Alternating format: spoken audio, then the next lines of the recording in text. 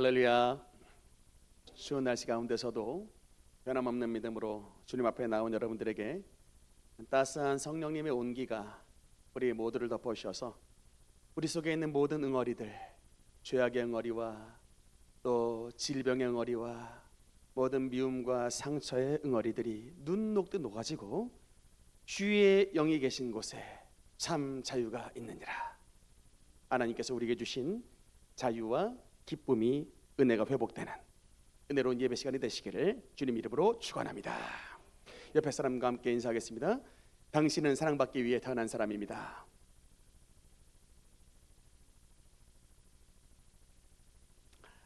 우리는 계속해서 아기 예수 그리스도의 탄생을 기념하는 성탄절 절기를 맞아 그 성탄에 더욱더 빛나게 한 조연들에 대해서 함께 말씀을 나누고 있습니다. 예수 그리스도의 아버지였던 육신의 아버지 요셉, 그리고 두 번째 시간은 예수님의 어머니 마리아, 그리고 오늘은 세 번째 시간으로 동방박사에 대해서 함께 말씀을 나누겠습니다. 함께 따라 하시겠습니까? 동방박사. 동방박사. 먼저 동방박사의 이야기가 등장하는 이야기의 성경의 배경에 대해서 잠깐 보겠습니다. 오늘 본문 2장 1절 말씀 우리 한번 같이 읽어보겠습니다. 시작. 헤롯 왕 때에 예수께서 유대 베들레헴에서 나심에 동방으로부터 박사들이 예루살렘에 이르러 말하되. 아멘. 오늘 본문 1절에 보면 예수 그리스도의 탄생에 대한 중요한 정보 두 가지를 말씀을 하고 있습니다. 일단 예수님께서 탄생하셨던 장소에 대해서 나오는데 그 장소가 어디였다라고 말씀하고 있죠? 베들레헴이랍니다. 여러분, 이 베들레헴의 이름의 뜻이 뭔지 아십니까? 왜 하필이면 하나님께서 아기 예수님을 탄생하셨을 때에 베들레헴이라고 하는 장소에 태어나게 하셨을까? 그 이름의 뜻이 뭐냐면 떡집이라는 뜻입니다. 떡집이라는 뜻인데 예수님이 어떤 분이시냐? 여러분, 요한복음 6장 35절 말씀해 보니까 한번 같이 읽겠습니다. 시작. 예수께서 이르시되 나는 생명의 떡이니 내게 오는 자는 결코 줄이지 아니할 것이요 나를 믿는 자는 영원히 목마르지 아니하리라. 아멘. 예수님께서 본인 자신의 별명을 붙이셨습니다. 뭐라고 붙이셨어요? 나는 생명의 떡이다라고 하셨습니다. 왜 예수님께서 베들레헴에 오셨는가? 베들레헴의 이름의 뜻이 바로 떡집입니다. 그러니까 하늘의 떡이신 예수님께서 우리 온 세상의 물질, 온 세상에 먹을 것을 공급해 주시기 위해, 온 세상에 부족한 것들을 공급해 주시기 위한 하늘의 떡으로서 이 땅 가운데 오신 것입니다. 1960년대 박정희 대통령이 집권하셨을 때에 우리나라가 그때 엄청나게 가난했던 시기를 보냈습니다. 그래서 그때 우리나라 경제를 이름을 붙이면 원조 경제입니다. 무슨 얘기냐? 경제가 미국에서 도와주는 원조 없이는 돌아가지 않았던 경제라 해서 1960년대 경제를 원조 경제라고 해요. 그래서 박정희 대통령이 집권하고 난 다음 그의 조카였던 김종필 안기부 부장을 해외 순방을 보냈습니다. 그래서 해외에 갔다 와서 해외에 각국각지에 돌아와서 좀 이렇게 살펴보고 돌아보고 보고를 하라라고 했는데 김종필 씨가 해외에 갔다 와서 뭐라고 보고를 했냐면 대통령 각하 국기에 십자가 마크가 있는 모든 곳은 다 잘 살더이다 라고 보고를 했답니다. 그러니까 이게 무슨 말이에요? 예수 그리스도를 믿는 구라파 유럽의 미국 이런 나라들이 다 잘 산다는 겁니다. 여러분, 왜 그런 일이 있을까? 다른 게 아닙니다. 예수 그리스도께서 저와 여러분의 생명의 떡이 되시는가 그런 거예요. 그러니까 떡으로 상징되는 우리에게 부유함이 되시는 분이 바로 예수 그리스도라는 것입니다. 예수님께서 친히 말씀하셨습니다. 요한복음 10장 10절 말씀 우리 선포하듯이 한번 요한복음 10장 10절 말씀 한번 같이 읽겠습니다. 시작. 도둑이 오는 것은 도둑질하고 죽이고 멸망시키려는 것뿐이요 내가 온 것은 양으로 생명을 얻게 하고 더 풍성히 얻게 하려는 것이니라. 아멘. 예수님께서 우리에게 왜 오셨다고요? 도둑이 사탄이 우리에게서 빼앗았던 도둑질했던 모든 것들을 다시금 채워주시되 우리에게 주님이 오셨을 때 생명과 풍성함의 은혜를 주신다고 하는 것입니다. 즉 하나님의 성령께서 우리의 심령 가운데 오시면 예수님의 사역을 주시되 가난한 자에게 부유함을 주시고 우리 정말로 이 병 걸려서 힘든 자들에게 하나님의 생명과 풍성함의 은혜를 더하셔서 병 고침의 은혜를 주신다고 하는 것입니다. 그래서 예수님을 만나면 생명과 풍성함의 은혜를 누리게 되는 것입니다. 그런 은혜를 누리시는 저와 여러분 되시기를 주님 이름으로 축원합니다. 그런데 예수님께서 오셨던 아까 장소 베들레헴에 대해서 말했다면 또 성경은 예수님이 오셨던 때에 대해서 말씀을 합니다. 2장 1절 말씀해 보니까 헤롯 왕 때에 예수께서 유대 베들레헴에서 나심에라고 하고 있습니다. 어느 때에 나셨다고요? 헤롯 왕 때에 라고 나셨습니다. 성경에 헤롯이라는 인물이 많이 나옵니다.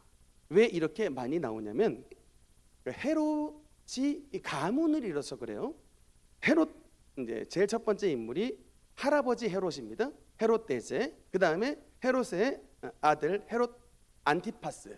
이 헤롯 안티파스는 세례 요한의 목을 뱉던 사람입니다. 그 사람이 바로 헤롯 안티파스고 3대째 있었던 인물은 헤롯 아그리빠라는 인물인데 그 사람은 또 예수님의 사도 야고보의 목을 뱉던 사람이요. 그다음 네 번째 4대째 인물이 헤롯 아그리빠 2세. 여러분 그 그림을 그리시는 분들 가운데 아그리빠 상 있죠. 그게 바로 이 아그리빠예요. 근데 이 헤롯 아그리빠 2세가 사도 바울을 로마로 감옥에 보냈던 압송시켰던 사람입니다. 세상의 가문이 1대 헤롯 대제서부터 해가지고 4대 헤롯 아그리빠 2세까지 4대에 걸쳐서 예수님을 믿는 자들을 박해했던 원수 가문이에요. 그래서 헤롯이라는 인물이 많이 나오는데 오늘 본문의 헤롯 왕 때에라고 하는 이 헤롯은 첫 번째 인물, 헤롯 가문의 원조 헤롯 대제입니다. 헤롯 왕이긴 한데 컴플렉스가 매우 많습니다. 왜냐하면 출신이 이스라엘 정통 출신이 아니고 에돔, 에서의 후예 출신이기 때문에 이 정통성이 없어요. 여러분 이맘때 겨울 때가 되면 북쪽에 북녘에서 퍼포먼스를 벌입니다. 뚱뚱한 그 위원장님 계시죠? 그 양반이 백마 타고 백두산에서 막 말 타고 막 뛰어댕겨요. 그런 퍼포먼스를 겨울 때만 되면 합니다. 백마 타고 막 추정컨대 140km 정도 된다고 하는데 그 양반이 백마 타고 막 백두산 위를 막 뛰어댕깁니다. 여러분 이런 퍼포먼스를 왜 벌려요? 혈통에 대한 거. 나 백두혈통이야 라고 하는 이 혈통 강조입니다. 근데 오늘 본문에 나왔던 이 헤롯은 혈통을 강조를 할 수가 못해요. 왜냐하면 성경에 신명기에 보면 이스라엘의 왕이 될 자는 반드시 유대인의 혈통에서 나야 된다라고 하는 것인데 유대인의 혈통이 아니라 에서의 혈통으로 왔기 때문에 정통성 문제가 있는 겁니다. 항상 불안해요. 그래가지고 안 되겠으니까 보상을 했는데 뭘로 보상을 했냐면 성전을 건축해 버렸습니다. 당시에 제2성전이 스룹바벨 성전이라는 곳인데 허름했어요. 쬐끔했어요. 그래서 왕이 되자마자 이 대대적인 대공사를 일으켜 가지고 그 스룹바벨 성전을 이제 재건축을 해 가지고 완전히 황금 성전으로 바꿔왔습니다. 유대인이 이뻐서 그랬을까요? 아니에요. 자기의 권력을 지키기 위해서 유대인의 환심을 사기 위해 그러니까 성전을 건축하고 난 다음 성공했습니다. 헤롯 당이라는 당이 만들어졌어요. 그 정도로 많은 인지도를 받았던 이제 그랬는데 이 헤롯의 또 별명이 뭐냐면 권력의 화신이에요. 그러니까 권력을 잡기 위해서는 자기가 마음에 안 들었던 유대인들이라 할지라도 성전을 건축할 정도로 이 또 환심 쓰는 정책도 했지만 반대로 자기의 권력에 해가 되는 사람 같으면 아낌없이 가차없이 죽였는데 우리 지난 시간에 여러분 네로 황제 말씀드렸잖아요. 비슷해요. 이 헤롯도 왕위에 올랐을 때 이게 자꾸 거기적거리니까 누구부터 죽였냐? 자기의 부인부터 죽이더라고요. 자기의 부인을 죽였습니다. 그리고 또 왕위에 정적이 될 것 같은 자를 또 누굴 죽였냐면 자기의 맏아들도 죽여요. 큰아들도 죽이고 또 둘째가 또 이게 뻗을 것 같으니까 또 둘째도 죽였습니다. 자기의 아들 둘과 자기의 부인을 죽였던 권력의 화신이 바로 여러분 헤롯이에요. 사람이 한번 권력욕에 사로잡히면 눈에 뵈는 게 없는 모양입니다. 이번 나라에 탄핵 사태가 일어났는데 뭐가 옳은지 그른지 우리가 좀 더 지켜봐야 알겠지만 여러분 이게 진짜 하나 말씀을 드리고 싶은 게 뭐냐면 지금 춤추고 좋아할 때가 아니에요. 정말 이건 아셔야 됩니다. 지금 우리가 춤추고 난리판 쳐야 될 때가 아니야. 정말 여러분 이거는 뭐냐면 나라에 굉장히 어두움의 그늘이 들이온 때입니다. 이게 딱 외적이 침입한 때가 무지하게 좋은 때예요.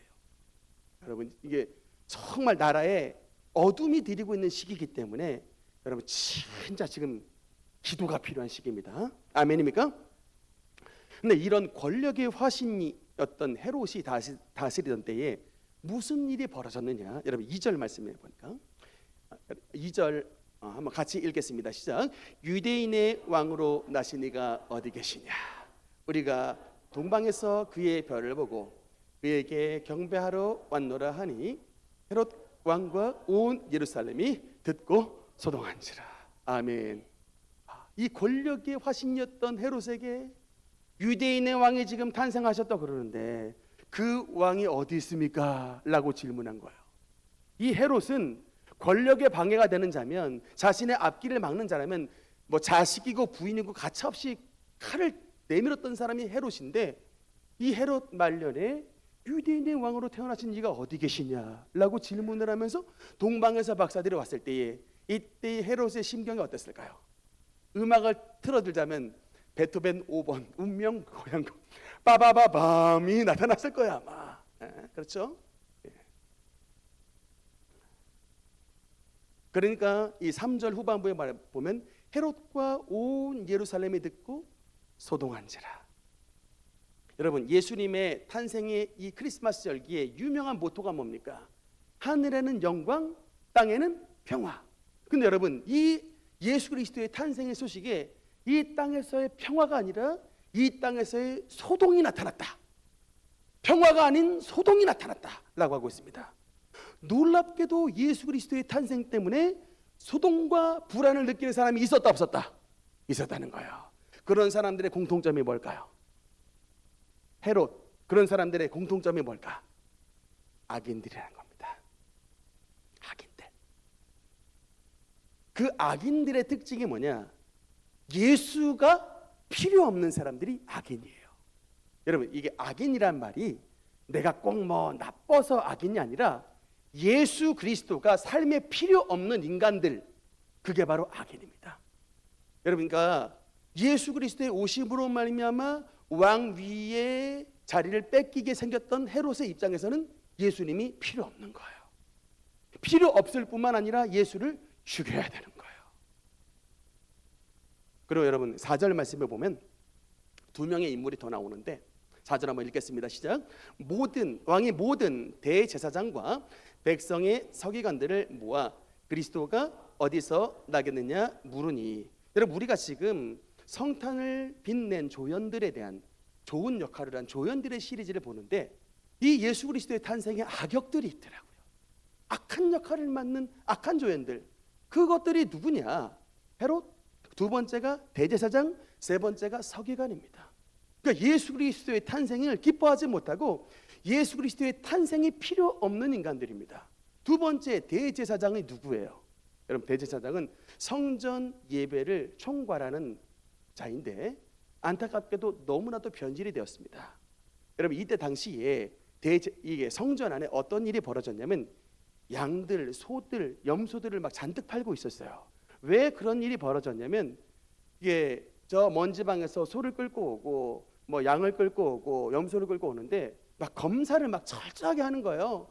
발톱이 빠졌다, 뭐 멍이 들었다, 조금 털이 빠졌다 해가지고 온갖 거 다 핑계 대가지고 너 이거 재물 안 돼, 이거 탈락 해버려요. 그러면 어떻게 되느냐?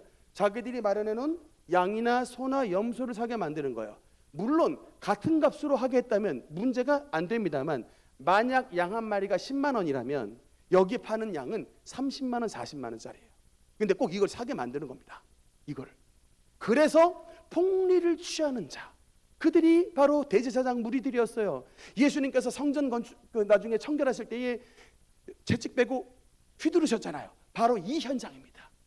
그리고 로마 화폐를 가지고 왔을 때 로마 화폐는 여러분 가이사의 상이 있기 때문에 이거 우상의 화폐라는 거예요. 유대의 화폐로 드려야 된다는 거예요. 유대인의 헌금으로 드려야 된다는 겁니다. 그래놓고 여러분 같은 값으로 하면 괜찮은데 환율을 이렇게 올려버리는 거예요. 폭리를 취하는 겁니다. 그래가지고 그 성전 안에서 이 폭리 장사를 하고 이런 일들이 수장이 누구였다는 거예요? 대제사장이에요. 예수가 필요 없어요. 왜? 지금 돈벌이 잘 되고 있는데. 이런 일들이 하나님의 성전 안에서 일어났다는 겁니다. 세 번째 서기관은 여러분 누구냐? 성경 박사예요. 오늘날로 말하자면 신학교 교수님 정도 되는 사람입니다. 5절 말씀에 보니까 헤롯이 물어봐요. 어느 땅에 그리스도가 오겠냐? 라고 물어보자마자 바로 서기관이 대답하되 이르되 유대 베들레헴이오니 이는 선지자로 이렇게 기록된 바 유대 땅 베들레헴아 너는 유대 고을 중에 가장 작지 아니하도다. 줄줄이 그냥 바로 오토매틱으로 바로 나와버릴 정도로 하나님의 말씀을 머릿속에 갖고 있습니다만, 그런데 여러분 그 말씀이 갖고 있는 사람이 마음에 뭐예요? 예수 그리스도가 필요 없는 거예요. 그러니까 여러분 이거 참 중요한데, 하나님의 말씀을 많이 안다고 내가 신앙이 좋다는 게 아니에요. 얼마든지 하나님의 말씀을 많이 아는 것 가지고 장사꾼 노릇을 할 수 있다는 겁니다. 특히 여러분 이 서기관에 해당되는 건 우리 주의 종들에게 해당된 말씀이에요. 얼마든지 막 설교 많이 하잖아요. 얼마든지 여러분 가르칠 수 있습니다. 그런데 정작은 이거 가지고 장사할 수 있다는 거예요. 너의 마음속에 예수님을 향한 사랑과 주님을 소망하는 마음 없이 얼마든지 가능하다는 거예요. 그러니까 그런 타락한 종교인이 되지 않도록 여러분 정말 주의 종들을 위해 기도해 주셔야 되는 것입니다. 정말 우리가 그래서 애를 써야 돼요. 이런 성탄에 정말 예수 그리스도의 오심을 준비하는 그런 아름다운 조연들의 역할이 되게 돼야지, 헤롯이나 대제사장이나 서기관처럼 주님의 앞길을 막아버리는 이런 주님의 오심이 필요 없는 소동하는 인생이 되지 않아야 될 줄 믿으시기 바라는 것입니다. 그런데 그러면 여러분 이 예수 그리스도께서 탄생하신 이때에 저 머나먼 동방에서 온 이 동방 박사들이 과연 어떤 사람들이냐? 여러분 잠깐 그림 한번 볼까요? 네, 바로 저 동방에서 별 따라오는 참 그림이 예쁘죠? 네, 저 머나먼 곳에서 아무것도 모르는 곳에 내비게이션이 있습니까? 뭐 다침반이 있습니까? 뭐가 있습니까? 그냥 별빛 보고 따라오는 거예요. 제가 중학교 때에 나이 많이 잡수신 그 생물 선생님이 계셨는데, 예나 지금이나 학교 수업 시간에 딴짓을 하는 학생들이 많습니다. 우리 때는 그렇게 수업 시간에 딴짓하는 학생들 주로 선생님들이 뭐 회초리나 막대기를 가지고 때렸는데, 이 선생님은 좀 특이한 선생님이셨어요. 떠들다 걸리면은 이제 그 떠든 학생 그 옆에 가다가 선생님이 애 머리를 붙잡아요. 그 다음에 뭐 하냐면 애 귀를 물었습니다. 애가 막 몸소리를 쳤어요. 그 참 괴짜 선생님이셨는데, 그 생물 선생님이 한 번은 이런 말을 했습니다. 야, 예수 찾아간 그 동방 박사들 있지? 그 동방이 어딘지 알아? 그거 한국에서 간 거야. 애국심에 있는 말인지는 모르나 성경적 근거는 전혀 없는 엉터리 설명입니다. 이 동방 박사들이 누구냐면 여러분 옛날에 다니엘이 살았던, 그러니까 지금으로 말하면 저 이라크 지방의 그 바벨론 땅에서 오셨던 분들입니다. 오늘 본문에 나오는 이 박사라는 말은 영어로 와이즈맨인데, 이게 뭐 오늘날에 뭐 석사 박사 할 때 이 박사 그게 아니고, 이게 원어로 보면은 이게 마고이라는 단어인데, 이게 이제 점성가라는 이제 단어입니다. 그래서 별을 보고 연구를 하는 천문학자도 되고 일종의 종교가들도 되고 이런 자리가 바로 이제 마고이라는 자리인데, 이분들이 다니엘과 연관이 많은 분들이에요. 예전에 우리 다니엘 강의 때 들었을 분 알겠지만, 다니엘 시대 때에 이 마고이, 이 점성가들이 굉장한 위기의 상황에 몰리게 됩니다. 하루는 그때의 바벨론 제국의 왕 느부갓네살이 꿈을 꿨는데 그 꿈이 보통 꿈이 아닌 거예요. 분명은 그 신의 계시가 있는 꿈이었습니다. 그래서 그 꿈을 꾸자마자 바벨론에 있는 모든 제국의 지혜자들을 소집을 합니다. 이게 5절 6절의 말씀인데, 간단하게 말하면 뭐라고 하냐면, 내가 꿈으로 신의 놀라운 계시를 받았으니 그러므로 내가 너희 모든 박사들과 너희 모든 지혜자들에게 명령하노라. 내가 꾼 꿈의 내용을 말하고 그 꿈의 해석을 밝히라. 그러면 너희에게 큰 상급이 있을 것이나 그 꿈 내용을 말하지 못하고 해석을 알게 하지 못하면 너희 몸을 거름더미로 쪼개버릴 것이고 너희 집을 거름더미로 삼아버릴 것이니라 라고 이제 왕이 명령을 내렸습니다. 여러분 제가 지난번에도 보였지만 이게 신화 속에 나왔던 게 아니라 독일의 콜데바이 박사가 이라크에 있는 사막 아래서 바벨론 제국의 유물을 발견을 했어요. 그래서 여러분 20세기 고고학적 최대 발견이 바벨론 제국의 유물의 발견이에요. EBS에도 나옵니다. 유튜브에도 있고 한번 보세요. 독일의 베를린에 가면 그 콜데바이 박사가 발견한 이슈타르의 문이라고 20m짜리 문이 있어요. 그게 발견이 됐다니까요. 성경의 이제 정확성에 대해서 증거를 했는데 그 정도로 사막 한가운데 어마어마한 제국을 만들 정도로 이 느부갓네살왕은 힘이 센 사람이고 권력이 높은 사람인데 불효령이 떨어진 거예요. 꿈 내용을 말하고 그 해석을 말하라.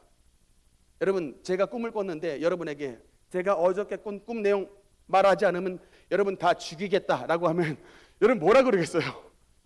미쳤구나 그러겠죠. 근데 이게 왕이니까 미쳤구나를 못하는 거예요. 살려주옵소서라고 하는데 일순간 바벨론에 있는 모든 박사들과 지혜자들이 죽임을 당할 위험에 놓이게 됐는데 이때 등장했던 인물이 누구냐? 그 유명한 다니엘이 등장하는 거예요. 다니엘이 정말 등장했는데 그 하루 전날 느부갓네살 왕에게 나가기 하루 전날에 하나님께서 느부갓네살의 환상과 꿈 가운데 다니엘의 꿈 가운데 느부갓네살의 꿈을 그대로 보여주셨습니다. 그게 뭐냐? 다음 신상의 신상 모습. 바로 저 그림을 하나님께서 저 그림을 저게 바로 느부갓네살 왕이 봤던 꿈인데 머리는 금, 어깨와 팔다리는 은, 배는 놋, 두 다리는 철, 발가락은 흙과 진흙이 섞여 있는데 마지막에 돌 하나가 나타나서 이 발가락 부분에 팍 쳤더니 상은 온 데간데 없이 사라져버리고 그 상을 쳤던 돌은 온 천하에 가득한 큰 돌이 되었나이다 라고 꿈과 꿈풀이를 해버리니 이 순간 느부갓네살이 너무나 놀라서 어떻게 했냐? 다니엘 앞에 나와 넙죽 절을 해버렸습니다. 이게 뭐냐? 당신은 사람이 아니라 신이라는 게 신의 지혜가 당신에게 있습니다. 여러분 근데 이게 놀랐던 게 느부갓네살만 놀란 게 아니라 이때 당시에 여러 이방의 신들과 여러 별의 계시를 추종했던 바벨론의 박사들이 더 놀랐어요. 꼼짝없이 이 명령 따라 죽게 생겼는데 갑자기 신의 계시와 지혜를 받은 다니엘이 느부갓네살의 꿈을 그냥 확 읊고 해석을 다 해버렸거든요. 그 덕에 바벨론에 있었던 다니엘만 살았던 것이 아니라 모든 지혜자들이 다 살아버렸습니다. 이 사건을 계기로 어떤 일이 벌어졌느냐? 다니엘서 2장 48절 한번 읽겠습니다. 시작. 왕이 이에 다니엘을 높여 모든 귀한 선물을 많이 주며 그를 세워 바벨론 온 지방을 다스리게 하며 또 바벨론 모든 지혜자의 어른을 삼았으며. 아멘. 바벨론의 지혜자, 이 박사들의 어른이 된 거예요. 지혜자 부서의 최고 총괄, 최고 부서장이 바로 다니엘이 됐다. 총리 겸 지혜자 부서의 부서장이 된 거예요.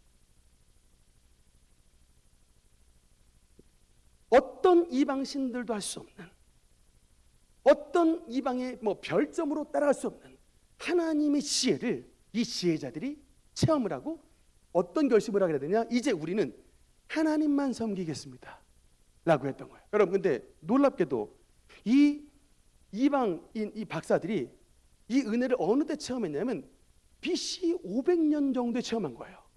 예수님은 어느 때 태어나셨냐? AD 1년입니다. 그러니까 말하자면 대각 시간의 간극이 500년간 있었던 거예요. 그런데 여러분 이 동방 박사들, 이 가문의 위대한 점은 뭐냐면 이 다니엘이 가르쳐준 하나님의 말씀을 따라서 선결한 신앙을 무려 500년 동안이나 간직해왔던 신앙의 순수성을 지켜왔던 이방인들이라고 하는 것입니다. 여러분 우리의 신앙의 약점이 뭐예요? 우리의 신앙의 약점이 뭡니까? 그 감격이, 은혜를 체험한 감격이 너무나도 쉽게 사그러든다는 것입니다. 여기에 앉아있는 분들 다 하나님을 만났기 때문에 예배를 드리시는 분이에요. 여기 있는 분들 가운데는 하나님의 치료를 받으신 분들 많습니다. 또 하나님의 성령 체험하신 분들 많아요. 하나님의 정말 때를 따라 돕는 은혜로 정말 하나님께서 살아계십니다라고 간증한 분들 많습니다. 여러분 근데 문제가 뭐예요? 이 신앙의 이 은혜 체험이, 이 뜨거움이 너무나도 쉽게 사그라들어 버려요. 짧으면 3개월, 길게 가면 6개월.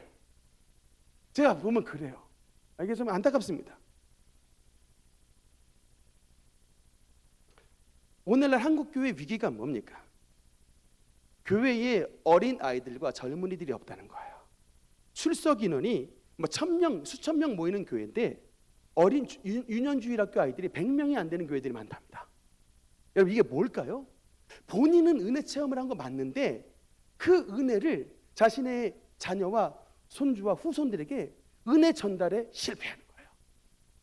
여러분, 지금 한국교회의 굉장히 중요한 화두 제목이 뭐냐면 다음 세대예요. 다음 세대. 다음 세대 이 운동이 굉장히 중요한 화두인데 왜 그러냐면 옛날에 우리 어릴 때만 해도요, 애들은 떡볶이만 줘도 교회 왔습니다. 그냥 뭐 달고나만 만들어줘도 애들 교회 다 와서 그냥 다 재밌게 놀고, 교회가 놀이터 겸 뭐 간식 먹는 뭐 구멍가게 겸 막 이랬는데 요새 이런 게 도무지 통하질 않아요. 뭐 우리 좀 전도 나가 보는데 뭐 시시한 거 주잖아요. 그냥 바로 고개 돌려버립니다. 이미 풍족한 시대에 살고 있기 때문에. 그러니까 수천 명이 모이는 교회의 주일학교가 100명, 200명이 잘 안 되는 이런 일들이 왜 벌어지느냐? 다음 세대에 실패해서 그래요.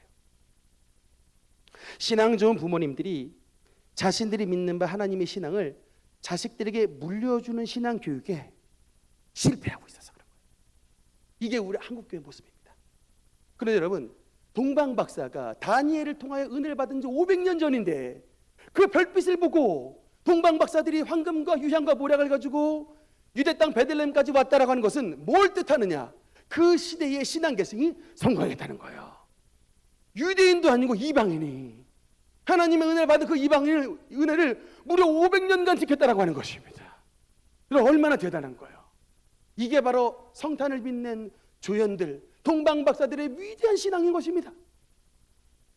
우리 말씀을 듣는 우리 성도님들 가정이 정말 동방 박사와 같이 세대를 이어서 하나님의 신앙을 잘 간직하는 주님의 성도가 되기를 주님 이름으로 축원하는 것입니다. 두 번째, 동방 박사들은 우리가 본받아야 될 그들의 믿음이 뭐냐? 가장 소중한 것을 드리는 헌신의 사람이었습니다. 11절 말씀 우리 한번 같이 읽겠습니다. 시작. 집에 들어가 아기와 그의 어머니 마리아가 함께 있는 것을 보고 엎드려 아기께 경배하고 보배압을 열어 황금과 유향과 모략을 예물로 드리니라. 아멘. 여러분, 지금 우리는 굉장히 편한 시대에 살고 있습니다. 자동차를 가지고 전국 각지를 다 다닐 수가 있습니다. 근데 여러분, 그런 시대가 아니고 지금 저 때는 그야말로 이제 낙타를 타고 횡단을 하여 오는 저 유대 땅 베들레헴에서부터 저 바벨론까지의 거리가 얼마나 되는가 봤더니 적어도 1000km예요. 그래서 찬송가가 있잖아요. 동방에서 박사들 귀한 예물 가지고 산을 넘고 물을 건너 별 따라 왔도다. 지금처럼 경호대가 있겠습니까? 뭐가 있겠습니까? 그냥 이 모든 수고의 여정을 예수 그리스도를 만나 경배하고자 하는 이 일념 하나로 그 모든 수고를 감내했던 거예요. 여러분, 저는 여러분께 좀 말씀을 드리고 싶습니다. 우리 아이를 키울 때에 아이가 어느 때에 성장했다고 느낍니까? 늘 받기만 했던 아이가 부모님께 뭔가를 드릴 때에 우리가 아이가 철이 들었고 성장했다라고 말을 합니다. 우리의 신앙생활도 마찬가지예요. 늘 받기를 원했던 우리의 신앙생활에서 이제는 우리를 위해 생명을 다하신, 우리를 위해 그 생명을 버리신 예수 그리스도께 내가 무엇을 좀 드릴 수 있을까? 라고 우리의 신앙이 바뀌게 되면 여러분, 거기서 이제 우리가 영적으로 철이 된 거예요. 영적으로 믿음이 성장한 것입니다. 영적인 믿음의 이 적은 단계는 자기가 센터에 있고 맨날 달라는 거예요. 다 자기에게 모든 것을 맞추라는 겁니다. 이거는 어린아이 단계. 그러나 우리가 이제 믿음이 성숙한 사람들은 주님을 위해서 수고를 감당하는 거예요. 하나님의 아들 예수 그리스도께서 이 땅 가운데 오셨을 때에 그 천국 보좌를 버리시고 이 땅 가운데 수고를 감당해 주셨는데 그 은혜를 받은 내가 주님을 위해서 이 수고를 감당치 않겠는가? 그래서 여러분, 주님을 사랑하는 자에게 나타나는 대표적인 특징이 봉사입니다. 수고를 하는 거예요. 여러분, 그분들이 수고를 안 느껴서가 아니라 우리 강단 꽃꽂이도 하시고 교회 청소도 하시고 식당 봉사도 하시고 여러모로 땀을 흘립니다. 다 쉬고 싶어요. 근데 여러분, 그분들은 하십니다. 왜 그럴까요? 주님께 은혜를 받았으니까 주님 앞에 나의 소중한 것을 드리고 싶은 것입니다. 그게 물질이 됐든, 그게 시간이 됐든, 그게 나의 재능이 됐든, 그러니까 진짜 은혜 받은 사람은 주님 앞에 드리는 거예요. 물질도 마찬가지입니다. 진짜 은혜 받은 사람은 헌금 드리잖아요. 그건 그냥 주님을 향한 사랑의 고백이 되게 되는 것입니다. 오늘날 신앙생활이 너무나도 제가 보니까 이 편리함에 익숙해져 있습니다. 그래도 우리 능력교회는 참 그래도 봉사하시는 분이 많아서 좀 감사하다는 생각이 들지만 여러분 좀 더 하셔야 돼요. 제가 여러분께 시키지 않고 그냥 여러분이 자원하셔야 됩니다. 하나님 정말 저 은혜 주심을 감사하며 저에게 재능 주심을 감사하며 이 받은 재능과 달란트 하나님 나라를 위해서 쓰겠습니다. 이게 바로 우리가 본받아야 되는 동방박사의 자세가 되는 것입니다. 뿐만 아니라 이 동방박사는 하나님 나라를 위해서 귀한 예물을 드렸는데 그 유명한 황금과 유향과 모략을 예물로 드렸습니다. 이게 다 뭐예요? 귀한 예물입니다. 여러분 골드바, 제가 얼마 전에 온비드 공매에 한번 들어가 봤는데 쬐끄만한 골드바 하나가 공매에 얼마인 줄 아세요? 골드바 기본 입찰가가 4천만 원에서 5천만 원이에요. 이 금덩어리 하나가. 그거 만약에 한 10개만 들고 와도 우리로 말하자면 한 5억 가는 겁니다. 얼마만큼의 금을 들였는지 모르겠습니다만 이거 준비하기 위해 아마도 동방 박사는 자신의 이 온 삶을 절약하고 주님 앞에 드릴 이 날을 준비하면서 귀한 물질을 가져왔을 것이고, 유향도 마찬가지입니다. 유향도 이게 귀한 이 향기 나는 것, 굉장히 최고의 향료예요. 다 귀한 겁니다. 모략도. 여러분 이 황금은 뭘 상징하느냐? 이제 왕에게 드리는 예물로서 왕권을 상징하는 것이고, 유향은 무엇을 상징하느냐? 향기 나는, 우리 인생의 향기가 나는 인간과 하나님 사이를 연결해 주시는 제사장의 역할을 하는 것이 바로 유향의 역할이고, 모략은 뭘까요? 방부제를 바르는, 시체 방부제를 바르는 것인데 예수 그리스도의 죽으심을 상징하는 겁니다. 참 이 머나먼 이방에서 봤던 이 동방 박사가 어떻게 예수 그리스도의 이 직분에 대해서, 삼중직에 대해서 어떻게 이렇게 잘 아는가? 다니엘을 통해서 이 계시가 전달이 됐기 때문에 아는 겁니다. 예수 그리스도의 왕 되심과 예수 그리스도의 제사장 되심과 그 예수 그리스도께서 저와 여러분을 위해서 죽으시고 부활하실 것을 미리 예표로 이 세 가지 예물을 갖고 왔습니다. 그러고 보니 하나님의 사람은 자신의 가장 소중한 것을 드리는 드림의 사람이었습니다. 아브라함이 누구예요? 하나님께 아들 이삭을 바쳤던, 아들을 드렸던 사람입니다. 이삭은 뭐예요? 하나님께 자신의 생명을 바쳤습니다. 모세는 누굽니까? 하나님께 무엇을 바친 사람이에요? 애굽의 바로의 자리를 주님 앞에 드리고 도리어 종된 이스라엘 백성들을 위해서 함께 거했던 세례 요한은 누굽니까? 하나님 나라를 위해서 대제사장의 자리를 물려받을 그 대제사장 자리를 놓고 광야로 가서 자신의 삶을 드렸던 사람이에요.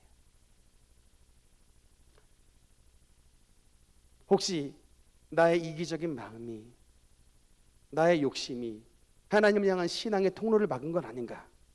한번 자기 자신을 되돌아보시는 여러분 되시길 바랍니다.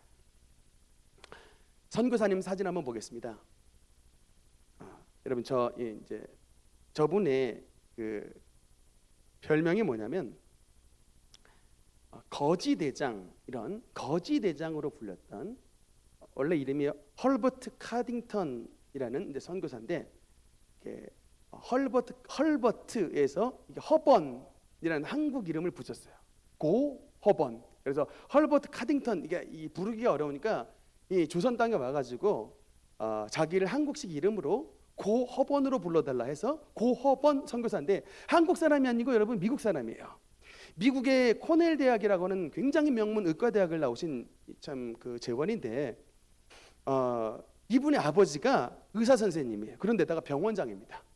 그래서 가만히 있으면 그냥 아버지 병원을 이어받아 가지고 그냥 잘 먹고 잘 살기 그냥 꽃길이 열린 분이에요. 그런데 어느 날 이분이 말씀을 읽다가 말씀이 가슴 속에 팍 들어왔는데, 야고보서 4장 17절에 이런 말씀이 있습니다. 그러므로 사람이 선을 행할 줄 알고도 행하지 아니하면 죄니라.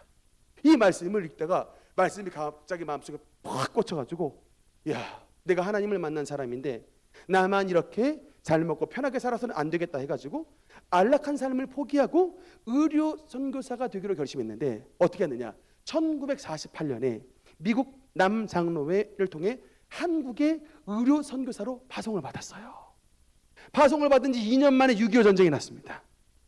그래서 그 가운데에 일제 강압으로 문 닫았던 이분의 별명이 또 하나 뭐냐면 광주의 성자예요. 이 광주 기독병원을 재개원해서 원장 겸 결핵과장으로 봉직한 분인데, 특히 이 당시에 난치병으로 유행했던 이 한국 땅에 결핵 퇴치에 앞장서선, 이 한국 땅에 결핵이 없어지게 된 가장 중요한 원인 중에 하나가 바로 저 고업원 선교사님 때문에 없어졌다고 그래요. 그래서 그 결핵 퇴치에 앞장섰던 분인데, 광주의 성자, 거지 대장 이런 걸 이름을 붙일 정도로 엄청나게 구제에 앞장서셨던 분인데, 무등산 자락을 비롯한 전라남도 그 광주 전남 지역에 여러 결핵 환자 요양소를 개설을 하고 환자들에게 치료는 물론 의식주까지 제공을 하는 그런 선행을 펼쳐서 참 칭송을 받은 인물입니다. 그에 관한 일화가 있어요. 한 번은 결핵병동에 회진을 하는데 한 환자가 화장실에서 각혈을 한다는 소식을 들어서 화장실로 이 의사 선생님이 뛰어갔습니다. 갔더니 이 각혈과 함께 이 시커먼 이 피덩이가 올라와가지고 환자의 기도를 막고 있는 거야. 얼굴에 그래서 파랗게 돼가지고 이제 죽어가는데, 이때 이 고업원 선교사가 어떻게 했느냐? 환자의 입을 벌려가지고 자신의 입으로 그 환자의 입에 있던 피덩이를 뽑아내 버렸습니다. 근데 그거를 옆에 있던 회진들도 같은 간호사들이 본 거예요. 이 모습을 지켜본 한국인 의사들과 간호사들이 너무 충격을 받았어요. 저분은 살아있는 예수님 같은 분이구나. 그 당시에 이 광주 지방에 너무나도 많은 거지들이 있었는데 어린 거지들을 자기의 집에 딱 키워가지고 그의 도움을 받았던 거지들이 목회자가 된 사람이 6명이 된답니다. 한국에서 25년간 사역을 하셨던 고허번 선교사는 우리나라의 안정된 모습을 보고 1974년도 더 가난한 나라인 방글라데시로 가셔서 거기서 25년간 섬기시다가 2003년에 소천하셨대요. 여러분, 여기에 무슨 설교가 더 필요합니까? 그러니까 이분의 삶이 설교인 거예요. 여러분, 우리의 복음 전도에 말이 많이 필요 없습니다. 그냥 우리의 삶으로 설교를 하겠다라고 하는 삶의 자세를 가지고 살면 되는 거예요. 여러분, 우리가 기독교가 여러분 지금 딱 130년 됐는데 100년 만에 대한민국의 종교의 지도를 바꿔놓은 종교가 됐어요. 여러분, 그 원동력이 뭔지 아십니까? 말보다 삶으로 전도해서 그래요. 저 고허번 선교사님 같은 분들이 말이 필요 없어요. 그냥 거지들 데려다 키우고 그 환자들을 그냥 자신의 생명 다해 그냥 치료해 버리는 거예요. 이런 것 하니까 더 이상 말이 필요 없어요. 그냥 나도 저분 속에 있는 예수님을 나도 믿고 싶다. 나도 좀 새로운 사람이 되고 싶다. 여러분, 이 신앙, 자신의 귀한 것을 드리는 이 신앙, 이게 바로 동방박사의 신앙이요. 이것이 바로 고허번 선교사의 신앙이요. 우리의 믿음의 선교사의, 믿음의 선진들의 신앙인 것을 기억해 주시기 바라는 것입니다. 사랑하는 성도 여러분, 말씀의 결론을 맺겠습니다. 여러분, 동방박사는 주님의 별을 보고 별빛을 쫓아봤습니다. 여러분은 지금 무엇을 쫓아가고 있습니까? 무엇이 여러분의 별빛입니까? 무엇이 여러분의 삶의 기쁨입니까? 동방박사는 별이 다시금 나타났을 때 가장 크게 기뻐하고 기뻐하더라. 4번에 걸쳐서 강조를 하고 있어요. 가장 크게, 매우 크게 기뻐하고 기뻐하더라. 여러분의 기쁨의 정체는 무엇입니까? 여러분이 쫓아다니는 별빛은 무엇입니까? 이 복된 성탄의 절기에 동방박사들이 쫓아왔던 그 예수 그리스도, 그 예수 그리스도에 대한 경배와 그 예수 그리스도에 대한 예배와 그 예배의 정신이 우리 심령 가운데 회복되는 그런 은혜가 나타나게 되시기를 주님 이름으로 축원하는 것입니다. 이 동방박사들의 믿음을 통하여 하나님의 아들 탄생에 아름답게 빛났던 것처럼 저와 여러분의 삶을 통해 우리 하나님의 나라가 더욱더 빛이 나며 주님의 몸된 교회가 더욱더 빛이 나는 하나님의 빛된 삶을 살아가시는 우리 모든 주님의 성도님 되시기를 주님 이름으로 축원합니다. 기도하시겠습니다.